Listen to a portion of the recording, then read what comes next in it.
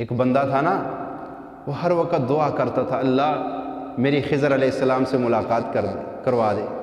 دعائیں مانگتے مانگتے ایک دن اچانک راستے میں خضر علیہ السلام سے ملاقات ہو گئی۔ خضر علیہ السلام نے کہا کہ میں خضر ہوں، تو نے اللہ سے بڑی دعائیں مانگی ہیں، تو اب میں تیری ملاقات کے لیے آ گیا ہوں، بتا کیا ہے؟ کہا میں ایک دعا مانگوں گا، آپ نے اس پہ آمین کہنی ہے بس۔ کہا ٹھیک ہے، کیا مانگتے ہو؟ کہا میں چاہتا ہوں میں سب سے زیادہ مالدار بن جاؤں، مال و دولت ہو میرے پاس۔ خضر علیہ السلام بڑے سمجھدار، کہا ایسے ہے، آج دعا نہ منگواؤ، آج دعا نہ مانگو، آج تم جا کے نا شہر میں چکر لگاؤ، جو تمہیں سب سے بہترین بندہ مالدار مال و دولت والا لگے نا، تم جس طرح بننا چاہتے ہو آ کے مجھے کہنا، پھر اس طرح تم بن جاؤ گے۔ لیکن پہلے ذرا اور ان سے پوچھ کے بھی آنا، ان کی زندگی کے حالات بھی پوچھنا، پھر جو ہے میں تم دعا کرو، میں آمین کہوں گا، اللہ تمہیں بنا دے گا۔ اب وہ سارے شہر میں چلا، ادھر دیکھا، اس سے پوچھا، بڑا مالدار بندہ نظر آیا، اس سے کہا کہ میں آپ جیسا بننا چاہوں، انہوں نے کہا نہیں میرے جیسا نہ بننا، میرے تو یہ مسئلے یہ پریشانی۔ وہ آگے اس نے کہا اس جیسا بنوں گا تو پھر یہی پریشانیاں ہو جائیں۔ دوسرے کے پاس گیا، اس نے بھی کہا نہیں بھائی مال تو میرے پاس بہت ہے، لیکن میرے اندر کے حالات بہت مشکل سے وقت گزار رہا ہوں۔ اب چلتے چلتے اس کی نظر ایک سنیارے پہ پڑی، جس کے پاس لینے لگی ہوئی لوگوں کے، کوئی سونا خرید رہے، کوئی چاندی خرید رہے، اور ہٹے کٹے جوان کھڑے ہوئے اور جو اس کی خدمت کر رہے، یہ کہتا ہے اس کو یہ دو، وہ لگے ہوئے ہیں، بڑے خوبصورت نوجوان ہے، اور پیسہ آ رہا ہے، پیسہ لی جا رہا ہے اور رکھا جا رہا ہے۔ اس نے کہا یہ تو بڑا خوش قسمت بندہ ہے، دیکھ کتنا پیسہ کما رہا ہے، اتنی سونے کی دکان ہے اس کی، اتنا جو ہے وہ نوکر، اور یہ۔ اس نے کہا میں اس جیسا بنوں گا، میں ان سے کہوں گا میں اس جیسا بننا چاہتا ہوں۔ پھر دل میں آیا کہ اس سے پوچھو تو صحیح، دولت تو بڑی آ رہی ہے، پیسہ تو بڑا آ رہا ہے، بڑا خوش ہے، اندر کے حالات تو پتہ کروں کیا ہے۔ تو اس نے اس سے ٹائم لیا اور کہا کہ مجھے ذرا اپنے حالات بتائیں، میں اب جیسا بننا چاہتا ہوں۔ اس نے کہا تو کون ہے، کیوں؟ اس نے قصہ سارا سنایا کہ ایسے ایسے میں نے دعا کی، خضر علیہ السلام سے ملاقات ہوئی۔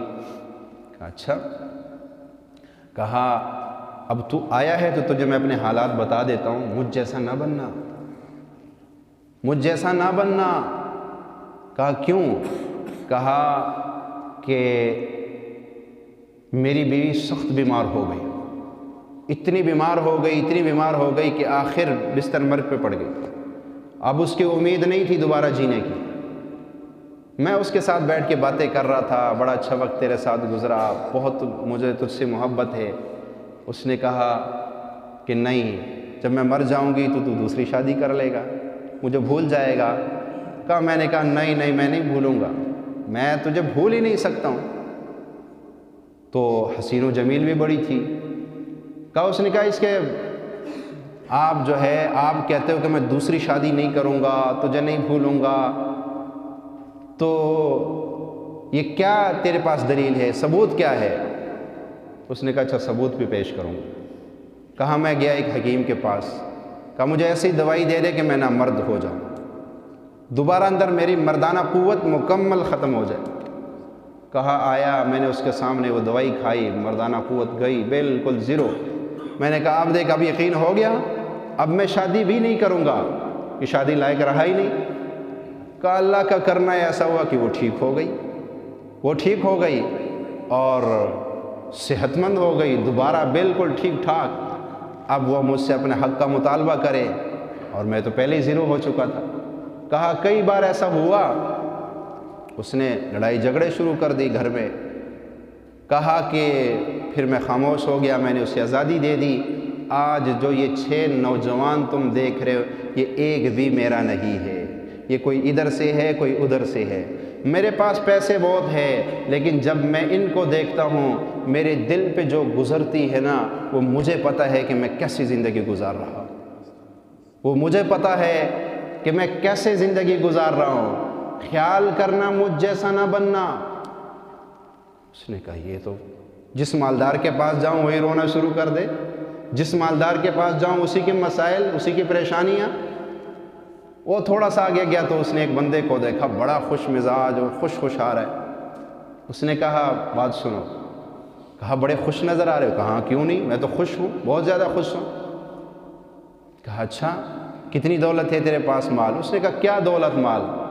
اس نے کہا کہ تیرے پاس کوئی پیسہ ہوگا، کوئی بینک بیلنس ہوگا جو اتنا بڑا خوش۔ اس نے کہا نہیں، میرے پاس تو ایک وقت کے لیے کھانا بھی نہیں ہے، میرے پاس ایک وقت کے لیے کھانا بھی نہیں ہے، میرے پاس تو کچھ بھی نہیں ہے، میں نے کبھی مال کی طرف توجہ بھی نہیں کی ہے۔ کہا پھر تو خوش کیسے ہے؟ کہا خوشیاں مال سے نہیں آتی، خوشیاں مال والے کو راضی کرنے سے آتی ہے۔ میں اس کی رضا میں لگا ہوا ہوں اس لیے میں خوش ہوں۔ اس کی رضا میں لگ جا، جن چیزوں کے پیچھے تو لگا ہوا ہے نا، اس میں کوئی راحت نہیں، کوئی خوشی نہیں ہے۔ یقین جانیے کسی بھی مالدار کو دیکھ لو، اس کی پریشانیاں اتنی ہوں گی کہ تم کہو گے کہ شکر ہے مولا جس حال میں رکھا ہے میں خوش ہوں اس حال۔ یقین کر لو، مل لو جا کے، کتنے مالدار لوگ لیکن پریشان ہے۔ مال بندہ اس لیے کماتا ہے کہ سکون آ جائے، گھر میں سکون ہو، دل کو سکون ہو۔ جو مال تمہیں سکون نہ دے سکے وہ تو مال نہیں ہے، وہ تو وبال ہے۔ تو یقین جانیے